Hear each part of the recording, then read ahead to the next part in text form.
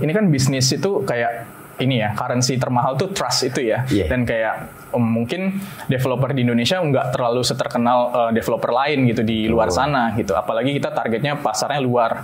Nah, jadi memang building trust itu yang jadi PR kita sih buat sekarang. Karena kayak gue kan ngelihat, Leaders, balik lagi bersama podcast Blog Dev Talk, sebuah podcast yang akan mengulas tren terkini, proyek menarik, dan juga hal-hal positif yang dihadirkan dari teknologi Web3 atau juga blockchain. Saya Green Man Ron yang akan menemani kalian di podcast kali ini.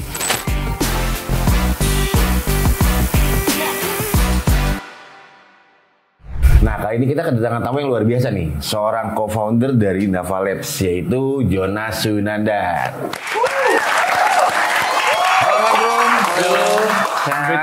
Sehat. Thank you.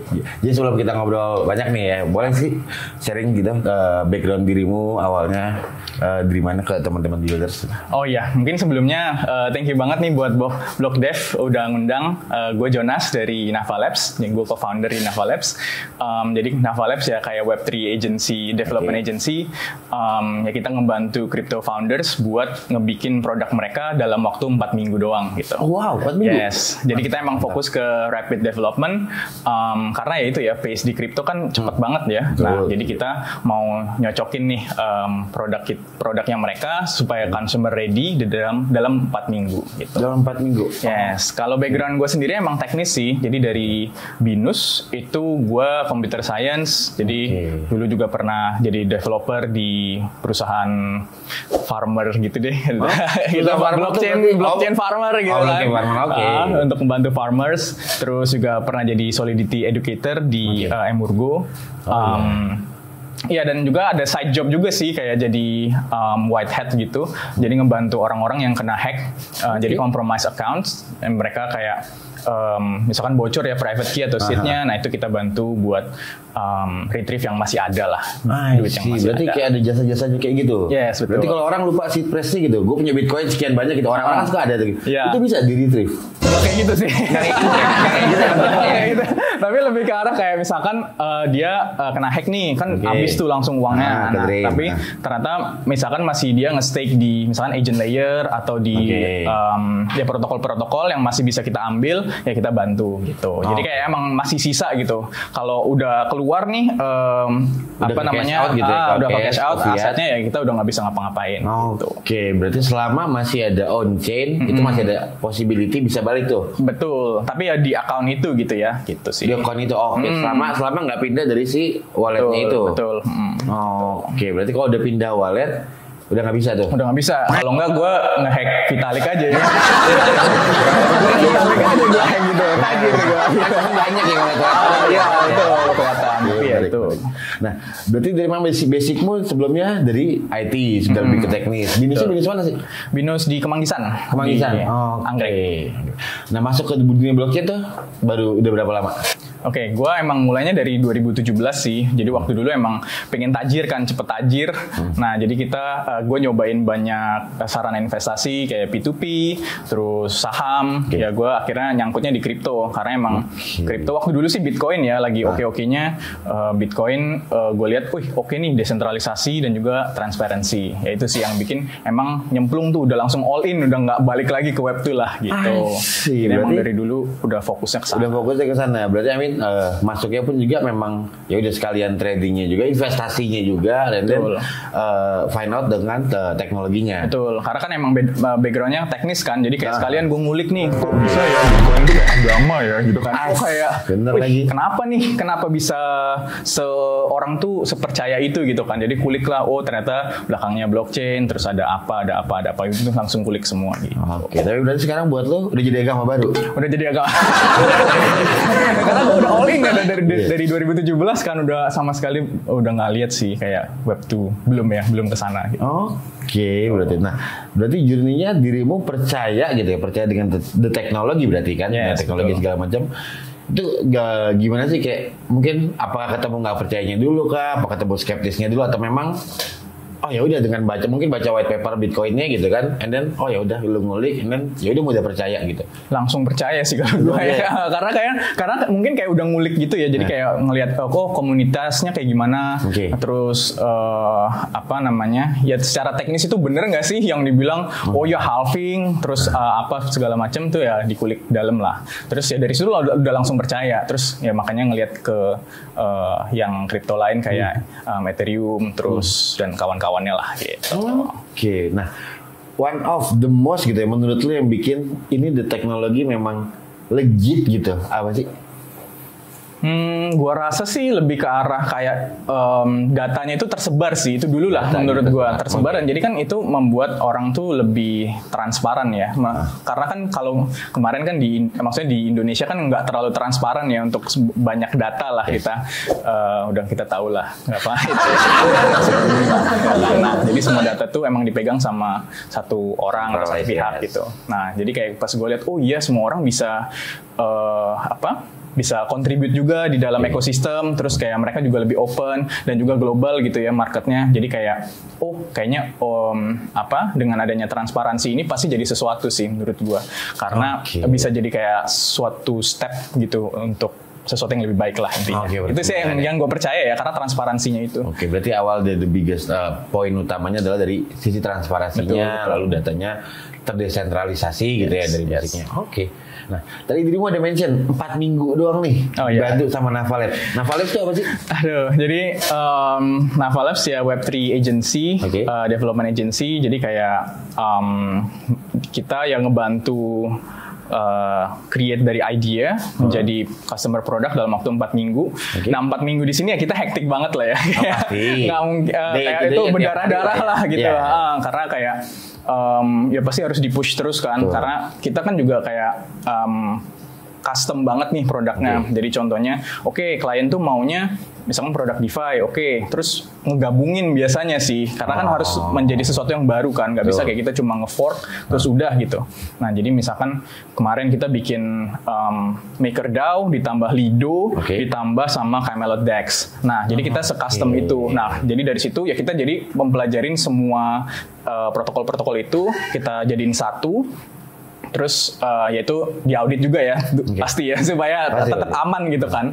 Nah jadi dari situ ya itulah terbentuk 4 minggu itu gitu. Karena balik lagi kita di industri yang cepat banget kan, kayak sekarang narasinya ini mungkin kayak 2 minggu lagi udah beda lagi, udah susah lah buat kalau kita pakai ide 2 minggu lalu gitu kan.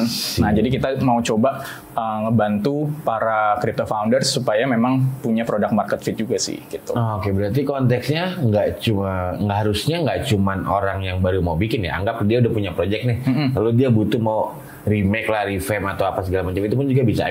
Jasa pun juga sampai sana. Betul. Jadi kayak kita juga bantu project-project yang memang misalkan dia mau bikin fitur baru nih.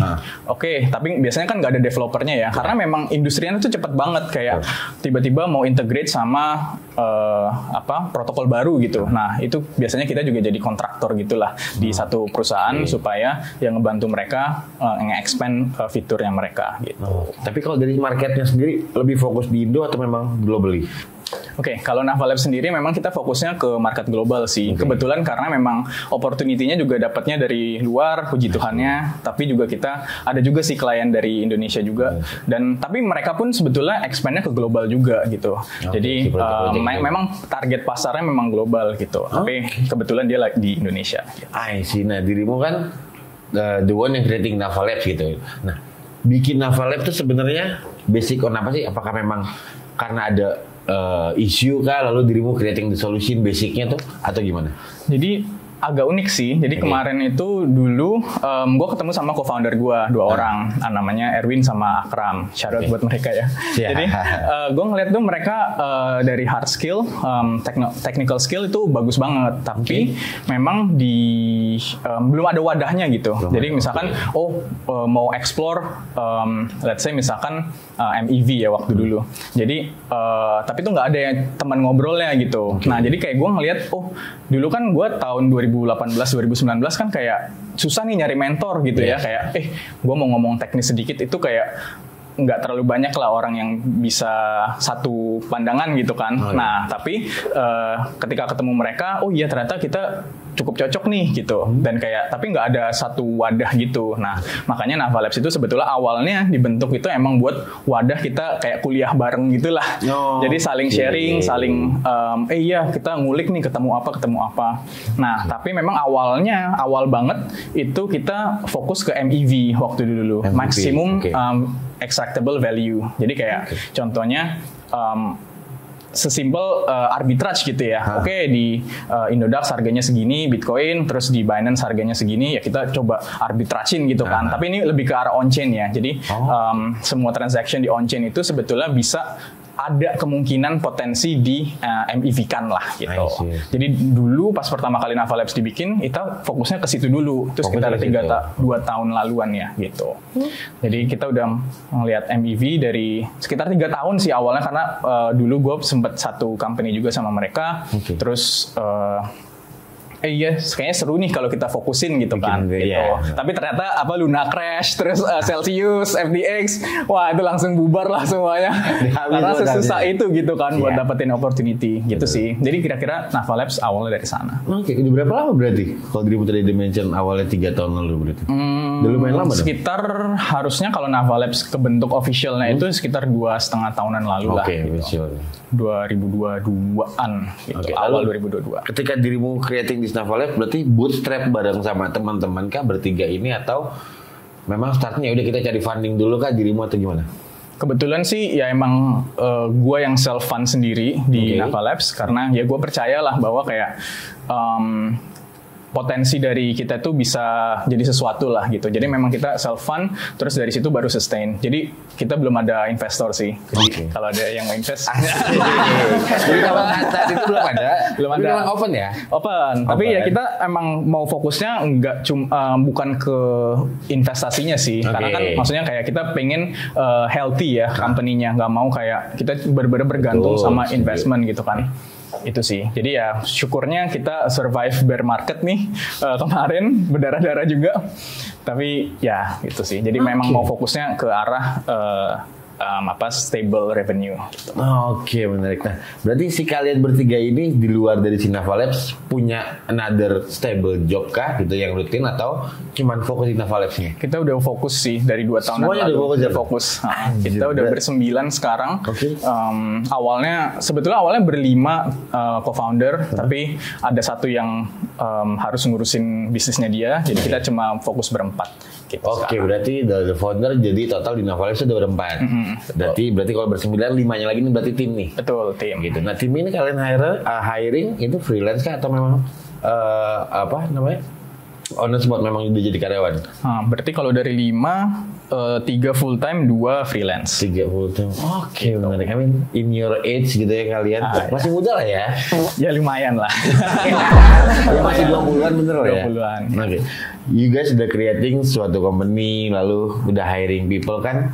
Mungkin kalau teman-teman gitu kan jadi ngelihat, siapa tahu nanti pemerintah ngelihat, wah ini udah oke nih menciptakan lapangan kerja gitu kan. Oke, gue invest. Cuma kan kalau balik lagi, gue setuju dengan kata-kata ketika diinvest kita nggak bisa ngikutin siapa sih investor. I mean, tetap cocok-cocokan juga kan. Betul. Bukan masalah oke lu mau ngasih duit banyak gitu, tapi kan visi misinya untuk creating this kind of project kan penting juga ya menurut gue. Betul. Nice. Harus sama visi, kalau nggak berantem terus nanti. Nah, itu tadi reporting ke investornya repot ya. Betul.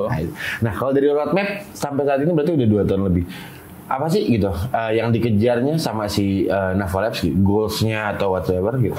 Mungkin kalau kayak kind of milestone-nya gitu ya. Kayak gue sih cukup bangga dengan kita sekarang tuh awalnya karena team formation dulu nih, kayak fondasinya itu harus kita benar-benar pastiin oke dulu gitu kan. Nah itu jadi dari team formation menurut gue kita udah cukup solid, kita udah tahu lah satu sama lain 2 tahun bareng gitu kan, jalan bareng.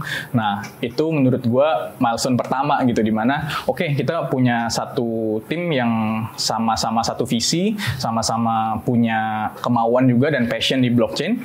Jadi nggak cuma gue kerja cuma buat kerja gitu kan. Nah jadi kayak memang mereka kita satu visi. Nah, tapi nextnya adalah memang kita bisa bikin produk cepat gitu ya. Tapi pada akhirnya jualannya tuh susah juga gitu. Jadi kita memang sekarang mau fokus ke arah marketing nih, gimana caranya supaya orang tuh tahu bahwa kita itu oke loh, kita udah punya portofolio kayak gini loh gitu kan. Nah mungkin lebih ke arah situ sih sekarang, karena dari sisi teknis menurut gua kita udah cukup oke. Jadi terutama belajarnya cepet ya, itu yang menurut gua harus ada flow sendiri, dimana kita harus nyerap informasi segitu banyak gitu kan. Terus kayak connecting the dots, itu udah oke. Tapi sekarang lebih fokus ke marketing dari Nafa Labs itu sendiri gitu. Menarik berarti. Karena kayak apa, ini kan bisnis itu kayak ini ya, currency termahal tuh trust itu ya. Dan kayak mungkin developer di Indonesia nggak terlalu seterkenal developer lain gitu di luar sana gitu. Apalagi kita targetnya pasarnya luar. Nah, jadi memang building trust itu yang jadi PR kita sih buat sekarang.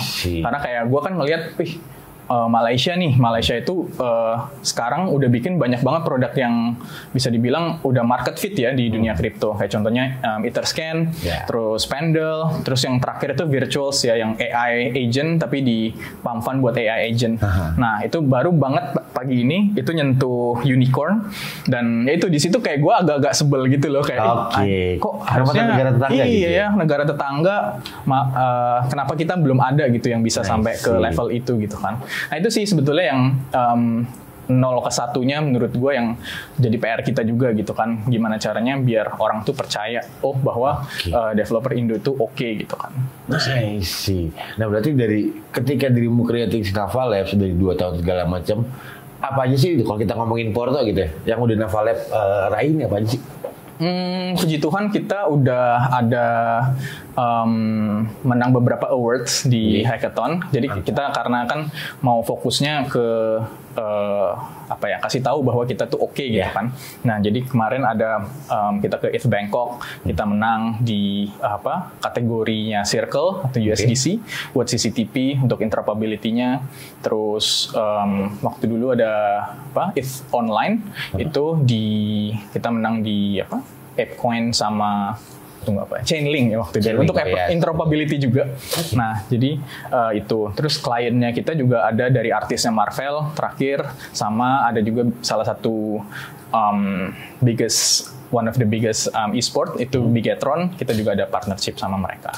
Gitu sih. Jadi secara Porto udah oke bisa dibilang seperti itu gitu. Oh iya, mungkin achievement juga kita ke India sih waktu dulu ya. Benar. Jadi itu menarik sih, kita setelah dari ETH Online menang, terus kayak dapat rewards kan. Nah itu mau kita putar ke India gitu waktu itu. Nah jadi karena kan kita lihat ya India itu developernya jago-jago nih. Nah kita mau coba tes nih gimana caranya kita bisa nggak compete di sana gitu kan. Nah dan yang menarik itu memang di situ ganas banget sih sebenarnya. Seganas itu gitu kan. Nah itu satu insight lah yang bisa mungkin gue share sedikit juga, bahwa kayak di India itu developer atau resource-nya itu nggak usah ke developernya deh, kita lihat soal side eventnya aja waktu di ETH India itu ngomongnya susah banget bro. Jadi kayak gue udah bener-bener nggak ngerti. Jadi ngomongnya kayak ngomongnya tuh ZK mini roll up, ZK mini roll up. Padahal waktu dulu di tahun lalu di 2023 itu ya roll up belum stabil.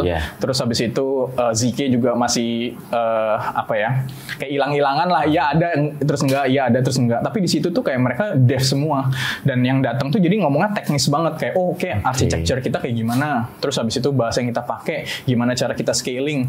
Jadi deep banget gitu omongannya. Dan adoptionnya berarti lebih cepat ya. Lebih ke arah developer side-nya, perspektif mereka tuh jadi dapat banget, karena yang ngomong pun juga dev parah gitu jadinya. Sejago itu. Ya dan kayak, dan ini tuh CEO yang ngomong gitu kan. Bukan CTO gitu kan. Nah, CTO-nya kayak semonster apa gitu. CEO-nya aja teknis banget ngomongnya. Nah, jadi dari situ gue kayak mungkin apa ya itu salah satu achievement dan juga mungkin roadmap kita gitu ya. Kayak kita juga pengen di Indonesia tuh juga bisa lebih maju lah dari sisi situnya gitu sih. Oke, menarik. Nah, berarti kalau gitu disambungin adalah kira-kira apa nih yang kurang di Indonesia gitu loh. Dengan dirimu udah ikut ke bahkan tadi kan spending duit yang lo dapat dari segala macam lo ke India kan ngecek segala macam setelah dibandingin whatsoever. Kira-kira di Indonesia kurangnya apa sih gitu? Menurut gue itu ya kayak yang gue lihat mungkin dari sisi kayak event yang ada di sana gitu kan. Karena jadi waktu itu gue ke Bangalore itu pokoknya kayak Silicon Valley-nya sono lah gitu kan. Jadi kayak gue ngeliat di situ ada orang Google, ada orang Microsoft segala macam di sana. Terus ya gue coba ngebandingin ya antara Indonesia sama di India gitu. Jadi di sana memang balik lagi ya itu teknis banget deh kalau sekali event teknis emang teknisnya tuh deep gitu. Jadi bukan cuma kita ada ini terus abis itu scratch-nya doang gitu ngelakuin apa itu ZK mini roll up misalkan ya gunanya apa bla bla bla ya itu memang kan luarnya kan tapi itu dalamnya sampai gue tuh pakai sekarang gue pakai TypeScript terus habis itu nextnya tapi gue mau pakai Rust nih karena gini gitu kan terus kayak dikasih tuh codingannya belet gitu kan wah itu kayak menurut gue hal yang kayak kurang lah di Indonesia kayak menurut gue di sini mungkin lebih ke arah price lebih banyak trader-tradernya lah ya lebih banyak backgroundnya memang trader gitu. Tapi nggak apa-apa juga sih, maksudnya kayak memang kan Indonesia awalnya bisa dibilang ketinggalan ya, orang-orang selalu bilang ketinggalan 5-10 tahun dan itu gue rasain banget gitu di sana karena gila ZK mini roll up di sono terus kayak di Indo mungkin masih ngomongin apa gitu kan. Nah jadi itu sih yang masih ngomongin besok harga Bitcoin berapa ditanyanya gitu ya. Itu ketika lu datang ke event kripto segala macam. Jadi besok beli token apa? Ditanya gitu dong. Gitu. Benar. Ya sedihnya itu sih. Dipikir gue sales gitu, gue kali gue jualan gitu. Nah itu sih mungkin kalau dari sisi perspektif developernya dari sisi sana yang kurang ya. Jadi karena dari situnya nggak dapet, jadi produk-produk yang lahir di Indo pun juga nggak se-oke itu gitu jadinya. Dan mungkin satu yang gue lihat juga community-nya siloed gitu ya. Jadi kayak misalkan kayak gue ngerasa juga gue kayak siloed gitu sih, Naval Labs sendiri gitu kan, misalkan Block Dev sendiri gitu kan, bikin komunitas sendiri. Jadi kayak mungkin itu yang sebetulnya bisa kayak kita satuin gitu di nggak tahu udah satu wadah gitu kan yang mungkin dari situ bisa lahir lah ide-ide baru atau sharing aja, sesimpel sharing dulu aja deh. Menurut gue itu yang penting ya buat kita selalu keep up sama tren di kripto. Setidaknya tahu dulu lah, di luar situ tuh ada ngomongin apa sih kayak let's say kemarin kan ke DevCon kan. Itu banyak banget lah insan. Kan lu ke DevCon juga ya? Juga. Sampai pusing gue ulang gue nyampe gitu. Ini orang semua tolong saya jadi iya kan? Kita pusing loh. Juga harus kemana dulu tuh orang kedua gitu. Dan kayak semua tuh ngomongnya teknis banget. Seteknis itu. Dan kayak pas gue yang di expert, lu cobain yang expert session nggak? Wah itu sih bener-bener gue kayak orang kayak ini ngomongin apa ya di sini ya? Kayak lu aja developer kayak grooming nih. Bener kayak dia nge-optimize opcodes gitu kan di Polygon ZK EVM. Terus kayak wah ini sih emang terlalu beyond ya buat gua sendiri gitu kan. Nah jadi di sana udah ngomongin itu, di Indo mungkin masih ya ketinggalan lah gitu. Ya, nah tapi sekarang di Indo masih meme lah ya, lagi naik meme. Tapi memang narasinya kan ke meme ya, jadi kayak ya udahlah gitu sebetulnya. Tapi ya dari community devnya agak silo gitu. Ya mungkin kayak nanti let's see gimana kita bisa collab lagi nextnya gitu kan. Pasti. Nah makanya gue bilang, jadi kalau dari pertanyaan untuk in global Sagesnya gimana sih gitu pandangannya, lalu ya buat Block Dev sendiri berarti udah ke-maintain juga nih kurang lebih agak-agak silo. Sebenarnya jujur juga kalau gue ngomongin gitu ya, gue bawa Block Dev kita lebih ke apa ya, kita mau memetain aja gitu loh developer blockchain atau Web3 di Indonesia ada berapa sih? Itu aja masih nggak bisa. Iya. I mean, how do we find out? Dan kita juga ya balik lagi, kita nggak bisa ngarit semuanya satu-satu paling nggak ya udah dari sini dapat bahkan kalau nggak salah investasi gitu, kalau gue nyebutin merek lain, mereka kan punya blockchain talent atau apa gitu, gue lupa gitu. Kayak gitu-gitu. Gue aja kayak ngajak mereka, yuk kita bikin datanya gitu, nggak dibahas-bahas. Gue ngajak kayak gitu kayak, ayo kita find out gitu. Gue mau ke sana. Tapi kan dibahas-bahas loh. Nah anjir gimana sih? Ya udahlah biarin gitu. Jadi how to make-nya sebenarnya ya balik lagi Block Dev basicnya non profit gitu. Kita juga ya resource-nya ya begini-begini ini kerjaannya kan cuma tawa-tawa doang rekam kayak gitu. Tapi dibayar gitu. Ya kayak gitu nggak banyak. I mean, gue juga sendiri nggak bisa banyak, makanya butuh kolaborasi. Makanya 3 core-nya Block Dev saat ini kan ya edukasi, desentralisasi, kolaborasi. Sebenarnya kita totally open gitu. Cuman apa ya bahasanya? Ya gue doang sendirian gitu. Benar-benar. Kalau ada miss ada kurang-kurang ya mohon maaf. Tapi kalau untuk ngomongin collab segala macam pasti selalu open sih gitu. Dengan senang hati kita mau bikin kayak gimana segala macam gas terus lah gitu. Makanya tadi kayak tadi Bumi mention kalau mau buat funding mau apa segala macam, ayo. Nah kebenaran Block Dev juga udah ada satu IP namanya ID Biddle nih. Gitu. Nah nanti dari situ kayak dirimu yang aktif gitu creating project segala macam nanti bisa masuk di sana. Nah si ID Biddle ini memang tujuannya kita buat ngebantu teman-teman yang punya project bisa dapat funding yang sesuai antara investor dan juga pemilik project nih gitu. Kalau Block Dev sendiri kan lebih general nih, gitu kan. Ya udah mau jadi developer apa belajar teknologi. Tapi kalau ID Biddle ini udah lebih fokus nih gitu ya. Syukur-syukur ada jodohnya lah nanti ya kan Naval Labs gitu. Dapat angel investor atau apa segala macam. Semoga lah ya. Amin. Gue juga nyarinya sebenarnya ke sana gitu. Kayak yaudah kita butuh nih malu sama negara tetangga ya nggak sih? Gitu. Punya satu project yang memang killing project gitu di Indonesia diakui ya siapapun itu ya harapannya sebenarnya lebih ke sana. Jadi kita bisa matchmaking, kita collab, and then ya udah gas gitu. Yes. Itu makanya semoga nanti dah next kita aman terus ya guys. Nah kalau untuk dari Naval Labs sendiri gitu, kira-kira apa sih selain dari sisi marketing gitu dirimu udah ngomong gitu, lalu harapannya selain memang bisa lebih lanjut atau segala macam, paling nggak dari audiensnya gitu atau masyarakat yang pada datang, kira-kira gimana sih kalau dirimu bisa ngasih saran gitu ke audiensnya? Oh ngasih saran buat apa nih? Kayak lebih ke jadi developer ataupun secara general gitu. Oke, mungkin lebih ke pertama tuh jangan takut ngulik sih. Menurut gua mungkin di Indonesia lebih kurang buat nguliknya gitu. Kayak mungkin problem ada ini terus udah berhenti gitu kan. Padahal mungkin ada beberapa solusi di luar yang bisa dikoprek terus habis itu bisa diterapin gitu kan. Dan mungkin lebih ke arah research ya. Kayaknya gue juga dari Naval Labs juga sekarang pengen coba ada kayak research team gitu supaya memang ya kita saling sharing. Jadi dari research team terus kita ada sharing session. Oke, kenapa let's say kemarin tuh pas di DevCon kita ngelihat yang cukup ditekenin itu untuk nge-improve user experience misalkan di dunia blockchain karena kan painful ya buat let's say lu gue mau beli meme lah gitu ya. Misalkan gue beli meme, terus habis itu gue harus create wallet, terus gue harus on-ramp, terus habis itu gue harus tahu bridge itu apa, swap itu apa, segala macam. Prosesnya tuh cukup panjang. Nah, tapi sebetulnya bisa ada tech stack yang bisa ngebantu lah dari sisi, let's say, Coinbase Developer Kit gitu ya. Misalkan, terus Across waktu itu bilang dia ternyata bisa nge-swap dalam waktu 3 detik in average. Dan itu menurut gue luar biasa ya. Jadi dia nge-bridge cross chain terus nge-swap buat kita dengan intent architecture-nya dia gitu kan. Nah, itu yang pengen kita coba serap gitu kan. Terus abis itu kita sharing. Nah, harapannya sih abis ini kita juga bisa sharing ke teman-teman juga gimana sih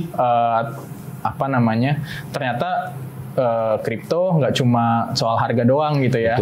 Dan ternyata ada loh cara nge-solve misalkan blockchain UX gitu kan. Di luar tuh kayak gimana sih? Nah, kita coba mau jadi buat sharing ke komunitas lagi bahwa kayak di luar itu seperti ini loh. Terus gimana sih di Indo bisa nggak buat kita apain gitu setidaknya. Atau setidaknya kita edukasi dulu aja gitu. Nggak usah yang terlalu maksudnya kita harus bikin di sini bla bla bla gitu kan. Karena memang problem-problem yang di luar mungkin juga bisa di-solve dengan sama developer Indonesia kan. Sebetulnya developer Indo juga nggak kalah gitu harusnya. Cuman kayak memang belum ada belum nongol aja betul gitu. Itu sih. Jadi biar kita nggak ketinggalan sama negara-negara di sebelah-sebelah. Mantap. Oke, nextnya kebenaran juga Block Dev ada rencana ya balik lagi. Kita udah punya kelas rutin, kita juga ada mau bikin materi segala macam. senang bisa connect sama kalian segala macam, karena balik lagi kami non profit, jadi pasti akan dengan senang hati ngajak kalian, yuk bantu ini bikin materi, amin. Ya udah, dari kalian juga bisa showing gitu kan, ngasih tahu teman-teman Nafa Labs apa, and then bisa ngajak juga ke seluruh audiens gitu ya. Ya udah, sebenarnya teknisnya seperti ini sih kayak gitu. Yes, kalau mau tahu info lanjut tentang Nafa Labs bisa cek di mana nih? Di nafalabs.io, itu ada kita website kita, tapi Twitter juga nafalabs.io deh kalau nggak salah. Nafalabs doang nih. Nanti ada di bawah, tinggal dikonek-konek aja. Oke. So thank you lagi banyak Jonas, nggak terasa kita udah ngobrol banyak nih gitu, udah mampir ke podcastnya Blog Dev kayak gitu. Thank you lagi Jonas udah mampir ke podcastnya Blog Dev, udah ngobrol banyak nih gitu ya, buat sharing-sharing ke teman-teman builders. So terima kasih juga buat teman-teman builders yang selalu setia menonton podcast kami. Jangan lupa untuk selalu terus mengikuti perkembangan dunia Web3 ataupun juga blockchain bersama Blog Dev ID. Bisa mampir ke sosial media kita, bisa cek website kita. Untuk Nafa Labs juga nanti bisa lihat di link-link di bawah ini gitu.